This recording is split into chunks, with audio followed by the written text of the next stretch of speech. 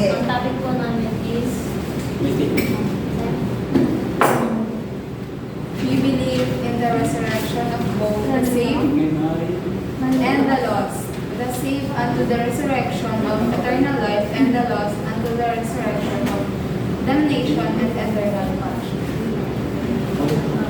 Ako, hindi niyo po naintindihan.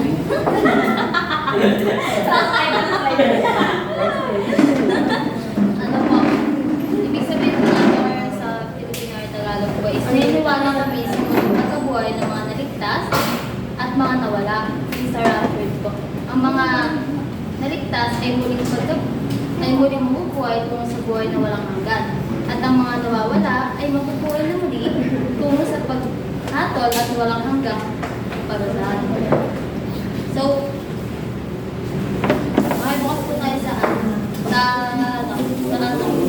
first Corinthians 15, 51. Ano? First Corinthians. Ano ka gabi? Ako po. Kami po, ito na tulog. Kami po, hindi gabi. Doon sa page. Katuwa. Go. 51. 51:7. Unang rin po. Ngunit,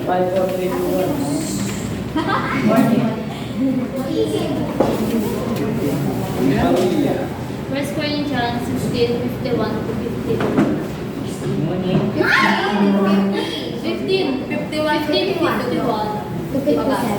52 lang. 51.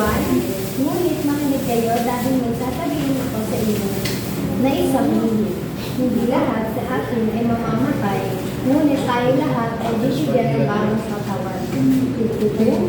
Sa isang iyak, sa isang pasakata, sabay ng pagtunog ng huling trumpeta, at sa pagtunog ng trumpeta ay naging bubuhay ang mga patay, at bibigyan ng katawang hindi nabubulok, at tayong mga buhay pa ay bibigyan din ng bagong katawan. Ayun nga po, sabi nga po na na ano lang po. Dito po sinasabi po na lahat daw po tayo ay mamamatay. Hindi po spiritual, kundi physical po.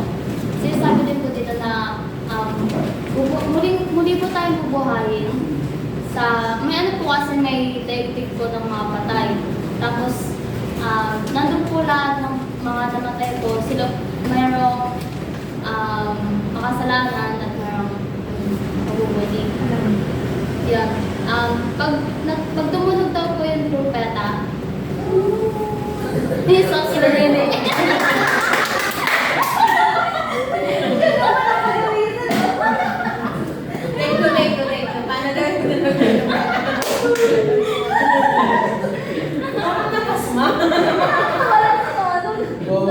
Nagulat ako dun eh. Ano po, bubuhayin po yung mga patay po. May mga taong nagtatanong na kung paano bubuhayin muli ang mga patay, ano ang uri na magiging katawan nila. Pakibasa po yung 1 Corinthians 15:53. Kasi ang katawang nasisira, papalitan yun ng di nasisira, at yung mamamatay, papalitan ng di mamamatay. Sige. Tulad na lamang ng binhi. Alam niyo yung binhi? Oo. Hindi. Hindi yan. Wala kang cemetery dito na. Ayan, tulad na lamang ng binhi. Hindi mabubuhay ang binhing itatanim hanggat hindi ito namamatay. At ang itatanim ay hindi lamang malaki na, kundi yung mga binhi. Hindi rin pare-pareho ang laman ng mga nilikhang buhay. Iba ang laman ng hayop sa tao, iba ang liwanag ng araw sa liwanag ng buwan, iba rin ang liwanag o ningning ng mga bituin sa iba pang mga bituin. Gayun din ang muling pagkabuhay ng mga patay. Ngunit, hindi mabubulok kailanman ang mga muling mabubuhay. Next po is yung 1 Corinthians 15:54-55. At kapag patulog ito na nabubulok at namatay ay napalitan ng mga katawang hindi nabubulok at hindi namamatay, matutupad ang sinasabi sa kasulatan na nalutig na ang kamatayan, ganap na ang tagumpay. Nasaan o kamatayan, iyong kabuntay. Nasaan ang iyong kapangyarihan? At kaya po tinitle po namin dito is yung tibayan ng loob. Kasi sabi po dito na huwag tayong matitinag o maging matatag daw po tayo sa paglilingkod sa Panginoon. Kasi hindi masayang ang mga ito. Maging matatag tayo at huwag magpapatem sa kaaway dahil ang kasalanan ay kamatayan.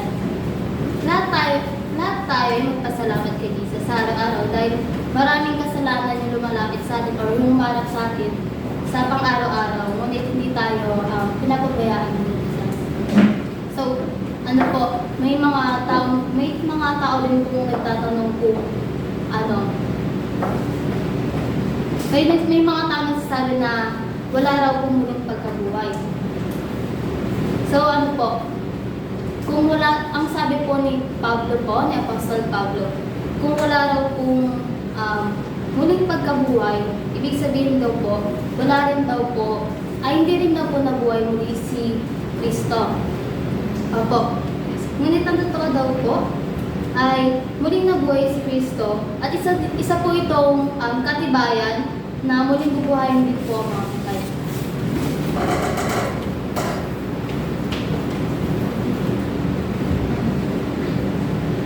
Nagbukas naman po tayo sa Revelation 11 to 20 po. 11 12. 11 to 12 po.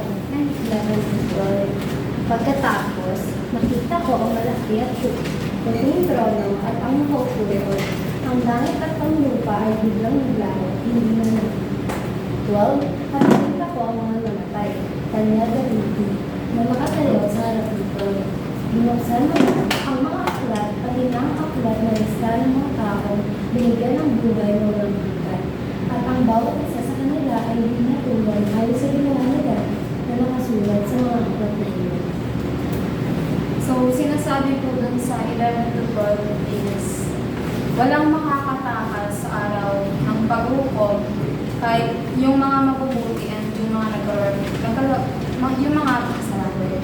Nandun sa harap ng trono, yung mga kaluluwa ng mga taong inabutan ng ulo dahil sa pagpapakatotoo tungkol kay Jesus at sa mga nagbahagi ng salita ng Diyos.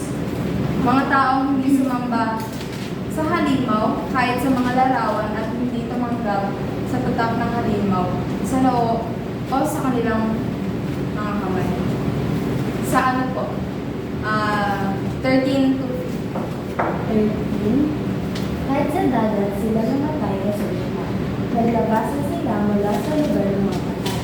At tinatulan ang lahat ayon sa mga diwata. 14 to 15. At ang sino mang hindi makasulat ang pangalan sa aklat na listahan ng mga taong binigyan ng buhay na walang hanggan ay tinapon sa lawang hapon. Pagkatapos, tinapon din doon na kamatay ng Hades. Hades. Ang palusang ito sa lawang apoy ay ang ikalawang pagkain. So, sabi po daw sa huling paghukom, kung saan yung lahat ng patay is muling bubuhay, tsaka dadalhin sila sa harapan ng Diyos para hatulan. Yung sinasabi po doon ang dagat at tsaka yung kamatayan is yun po yung nagsisimbolo sa lugar ng mga patay. Where, ibig sabihin po is lahat ng tao mula sa lahat ng lugar at panahon is muling mabubuhay upang tumayo sa harapan ng Diyos. Sila ay huhusgahan batay sa kanilang mga gawa at kilos sa panahon ng kanilang buhay. Nagpapaliwanag ito sa kapalaran ng kamatayan mismo. Sila ay tinapon sa lawa ng apoy na sumisimbolo sa kanilang lubusang pagkatalo at pagkawasan. Ang lawa ng apoy is siya yung kumakatawan sa walang hanggang paghihiwalay sa Diyos at saka yung parusa. Ito yung ikalawang kamatayan na tumutukoy sa walang hanggang pagdurusa at kaparusahan. Ano siya, permanent na to and hindi na mababalik na kahihinatnan para sa mga pumapakit sa Diyos. Saan? Dalawang isang Wala problema. Tanong kayo kay Ate Avril. Ano gumitang po,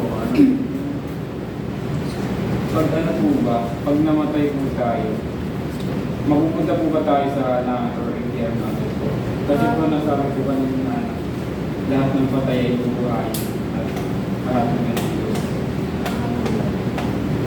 Kasi po, kunyari po, namatay po yung isang tao, mapupunta po ba agad siya?